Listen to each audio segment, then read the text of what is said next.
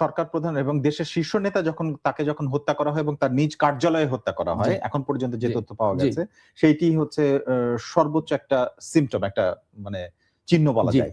এখন আমার প্রশ্ন হচ্ছে পরবর্তী নেতা কে হতে পারে যখন এইরকম তিনি তার জীবনের দীর্ঘ সময়ের প্রায় অর্ধেকটা সময় এই ইরানের সর্বোচ্চ নেতার পদে থেকে দায়িত্ব পালন করে আসছেন। এখন প্রশ্ন হচ্ছে তার ছেলের কথা শোনা যাচ্ছে মোজতবা খামেনি, এছাড়াও লারিজানি যিনি ক্ষমতার কেন্দ্রে উঠে আসছেন এই মুহূর্তে সিদ্ধান্ত গ্রহণের অনেকগুলো গুরুত্বপূর্ণ জায়গায় তিনি আছেন, এছাড়াও আরো অনেকের নাম উঠে আসছে।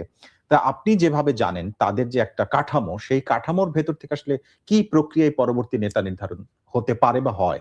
যে প্রক্রিয়ায় নেতা নির্ধারিত হবে সেটা হচ্ছে যে ওখানে অভিভাবক পরিষদ আছে, বিশেষজ্ঞ পরিষদ আছে এবং জাতীয় নিরাপত্তা পরিষদ আছে এবং প্রেসিডেন্টের একটা কনসার্ন থাকে মনে হয়।